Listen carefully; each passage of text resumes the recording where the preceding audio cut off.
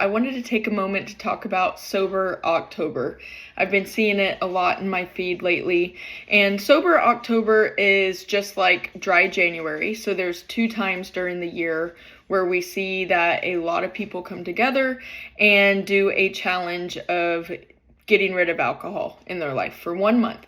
And these could be people who are sober curious.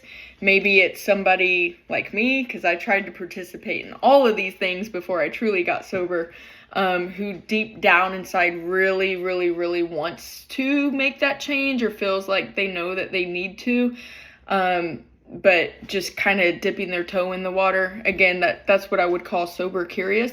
And then there's people who want to maybe lose a couple of pounds because, let's face it, alcohol can really add to the waistline, especially if you're drinking a couple of glasses of wine every night. And so these challenges are meant to be kind of just something where you're like, okay, I know that it's like getting rid of sugar, right, for a month. So you don't have to participate in this if you think you have a problem. I'm a really big advocate for allowing everyone to experience their own journey for what they want in their life. If you feel happy and that it's not affecting your life to have a few drinks every single day for the rest of your life, then good. If you're happy, I'm happy. I know that if anybody ever asked me to give up caffeine, I have no interest to do that. I don't know if that will ever change, but I'm telling you right now, I have zero interest to ever give up caffeine. I don't care how bad you tell me it is for me. I need that in my life. So I just wanted to take a moment to give some tips for those of you who may be jumping into the Sober October challenge. The first tip that I would give right off the bat is every time you would normally crack open a beer or pour yourself a glass of wine, do something for yourself that's productive. Maybe it's canceling a subscription you've known you needed to cancel for a long time. Maybe it's let me clean out my junk drawer. I know, like, I have a junk drawer, many junk drawers right now that need to be cleaned out. Just something, maybe clean out the trunk of my car, clean my car. It's just something that makes you feel that instant gratification, to where it's like a small reward, 1 day at a time, to say no to something it's hard, even if you don't have a problem. I think, I don't know, because I do have a problem, but I would assume that it's not easy. It's just like it's not easy for me to say no to a cupcake, but sometimes I gotta, because I'm trying to hit certain goals. So that's my first tip. The other tip would be try out different mocktails. It can be fun. Make it fun. Maybe whenever you go to a restaurant, ask the waitress or the waiter, say, hey, do you have mocktails? I'd like to try something new. Just surprise me. You might not always get a great drink, because sometimes if it's not a great bartender, like, the mocktail's like, yikes. So maybe that's not such a good suggestion. But do search in your, if you have Instagram, put in the search term like hashtag mocktail recipes or hashtag mocktails Dallas. Maybe you'll see different people posting menus, especially right now.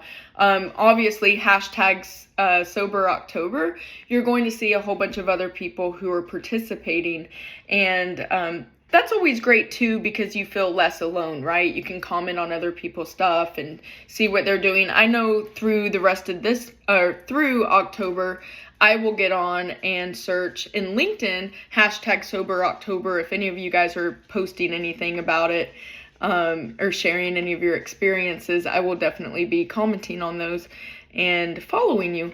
So those are my tips.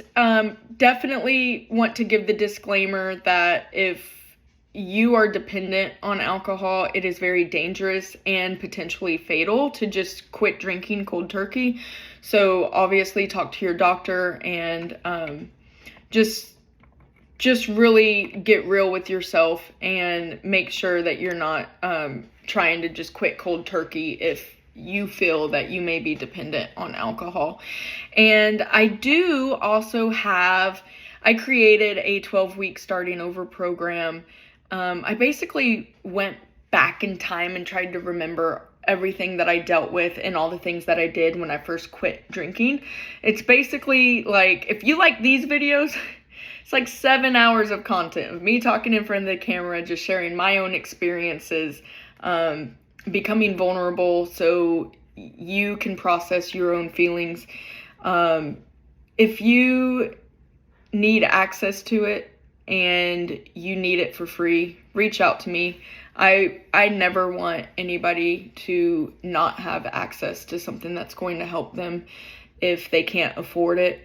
It did cost a considerable amount to get produced and to host, but we do provide it for free to all of our employees and people in prison. So if you can, and if you're able to pay for it, please do. It really helps.